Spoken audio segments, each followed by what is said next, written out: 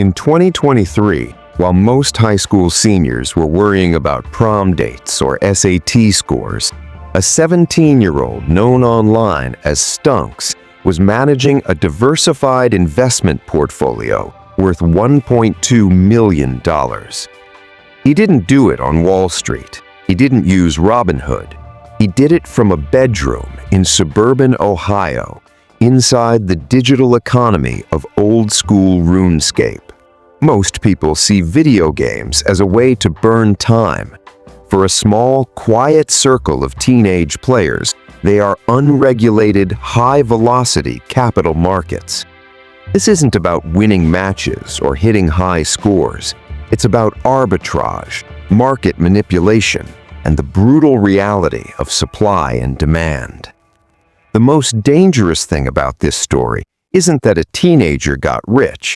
It's how easily the mechanics of a children's game mirror the house of cards we call the global economy.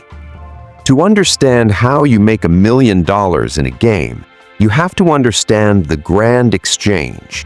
In the world of RuneScape, this is the central stock market. Every item, from a single vial of water to a god-tier sword, is traded here. Prices float freely based on player activity. There are no circuit breakers, no SEC to halt trading during a crash.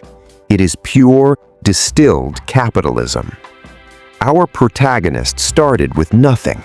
Most players spend hundreds of hours clicking on rocks to mine ore, to sell for a tiny profit. That's labor. Stonks realized early on that labor is for the people who don't understand the math. He looked at the margins. He noticed that the price of crushed bird nests, a niche ingredient for potions, fluctuated by 5% every single Tuesday because of how the game's weekly update cycle worked. He didn't farm the items, he just sat at the exchange, buying low on Monday and selling high on Wednesday. This is basic flipping. It's boring, it's repetitive, and it's how he turned $10 into 10,000. But 10,000 isn't $1 million. To hit the big numbers, you have to stop playing the market and start moving it. As his capital grew, Stonks moved into merching clans. These are essentially digital hedge funds, though a skeptic would call them pump-and-dump syndicates. A group of wealthy players agrees to buy up the entire supply of a specific thinly traded item. Let's say a certain type of cosmetic hat. When you control 90% of the supply, you dictate the price. They would drive the price up 400%, wait for the retail players to see the climbing chart and jump in out of FOMO, and then dump their entire inventory at the peak. It's illegal in the real world. In a video game, it's just a Tuesday. Here is the uncomfortable math that most gamers ignore. The value of this digital gold is pegged to the US dollar through a massive underground gray market. Every million gold pieces has a real-world cash value. At the height of his run, Stonks was generating enough in-game currency daily to equal a six-figure salary in the physical world. But this is where the system gets dark, because the developer of the game forbids selling gold for real money. The entire million-dollar empire exists in a state of permanent fragility. One ban from a moderator, and the entire portfolio vanishes into a 404 error. The contrast between the hype and the reality is stark.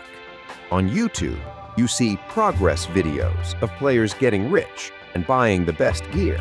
You don't see the reality of the gray market, the sweatshops in lower-income countries where people mine gold for 18 hours a day to sell to teenagers in the West.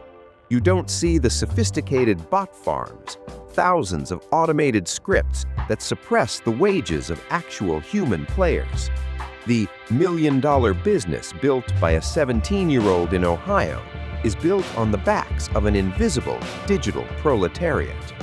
We like to think our real financial systems are more sophisticated than a 20-year-old Java game. We have regulations, buildings with marble columns, and men in expensive suits. But look at the rise of meme stocks or the volatility of crypto assets. The behavior is identical. It's the same psychological drive to find an edge, the same exploitation of information asymmetry, and the same groupthink that leads to a bubble. The teenager in Ohio wasn't a genius coder or a financial prodigy. He was just a gamer who realized that the rules of the game were the same as the rules of the world. Money flows to those who understand the system and away from those who simply work within it. By the time he turned 18, Stonks cashed out. He navigated a labyrinth of third-party forums and encrypted chats to off-ramp his digital gold into Bitcoin and eventually into a standard bank account. He effectively laundered time into equity. But this leaves us with a question that the financial world isn't ready to answer. If a 17-year-old can manipulate a digital economy to create $1 million of very real value out of thin air, what does that say about the inherent value of the currency in your pocket? Is the global economy a serious, foundational pillar of civilization? Or is it just a slightly more complex version of a video game that we've all agreed to stop quitting? If you realized the game was rigged, would you stop playing, or would you just try to become the one who rigged